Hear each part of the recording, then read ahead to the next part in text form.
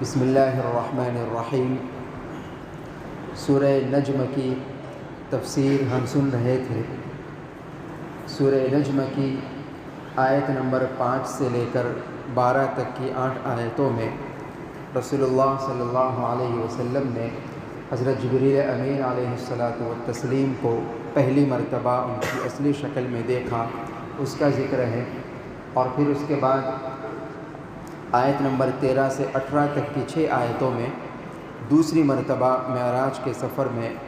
رسول اللہ صلی اللہ علیہ وسلم نے حضرت جبرائیل کو ان کی اصلی شکل میں دیکھا، اس کا ذکر فرمایا۔ یہ تفسیر ام المؤمنین حضرت سیدہ عائشہ صدیقہ رضی اللہ تعالی عنہ، اسی طرح حضرت عبداللہ بن مسعود، حضرت ابو ہریرہ، حضرت ابو ذر غفاری رضی اللہ عنہم اجمعین اور دیگر بڑے بڑے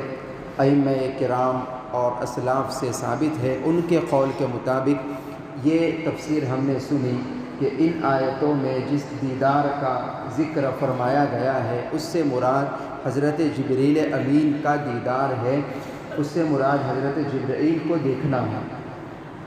دوسری طرف حضرت انس اور حضرت عبداللہ بن عباس رضی اللہ تعالی عنہما وغیرہ اور دیگر کچھ ائمہ کرام، ان کا قول، ان کا رجحان یہ ہے کہ ان آیتوں میں جس دیدار کا تذکرہ فرمایا گیا اس سے مراد خود اللہ تبارک و تعالیٰ کا دیدار ہے، لیکن پہلی مرتبہ جو دیدار کرایا گیا شروع کی آیتوں میں جن کا ذکر ہے اس کی تفسیر خود رسول اللہ صلی اللہ علیہ وسلم سے یوں منقول ہے کہ اس سے مراد جبریل امین کو میں نے دیکھا۔ اور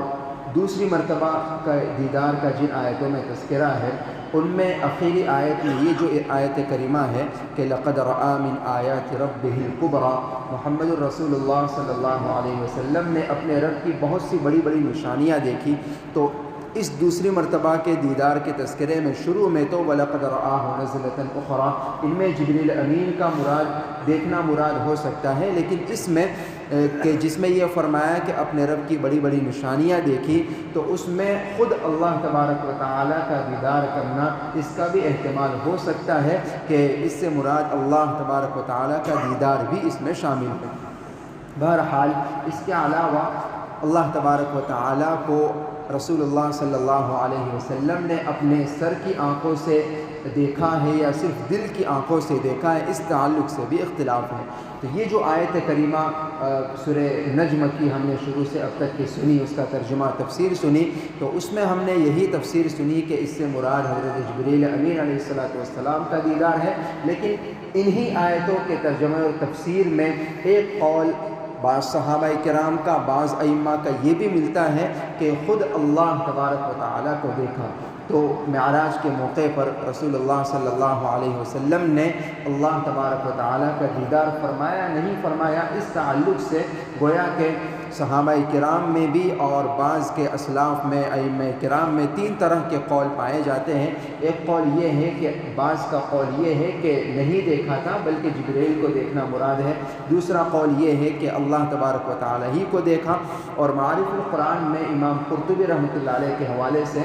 بہت عمدہ بات یہ لکھی ہے کہ احتیاط والی بات یہ ہے کہ اس بارے میں توقف اختیار کیا جائے، کوئی یس یا نو کا فیصلہ نہ کیا جائے۔ اللہ بہتر جانتے ہیں کہ رسول اللہ صلی اللہ علیہ وسلم نے حقیقت میں اللہ کا دیدار کیا یا نہیں کیا، چونکہ قرآن کریم کی آیت کریمہ ہے کہ لا تدرکہ الابصار، کوئی آنکھ اسے نہیں دیکھ سکتی۔ اس بنا پر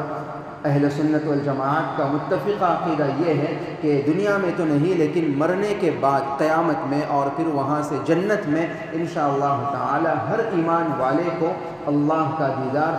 اپنی سر کی آنکھوں سے نصیب ہوگا۔ مرنے کے بعد قیامت میں اور جنت میں تو انشاءاللہ تعالی ہر ایک کو اللہ کا، خود اللہ رب العالمین کا دیدار انشاءاللہ ان سر کی آنکھوں سے ہر ایک کو نصیب ہوگا۔ اور یہ اللہ کا دیدار جنت کی تمام نعمتوں میں سب سے عظیم اور سب سے بڑی نعمت ہوگی۔ اس نعمت کو حاصل کرنے کے بعد انسان کو، جنتی کو محسوس ہوگا کہ اب تک کی جتنی بھی نعمتیں اس کو ملی ہے اس دیدار الہی کی نعمت کے مقابلے میں وہ سب نعمتیں کمتر ہیں۔ اللہ تعالی ہم تمام کو اللہ اپنا دیدار نصیب فرمائے اور ہم سب کو اس کا حقدار بنا دے، آمین۔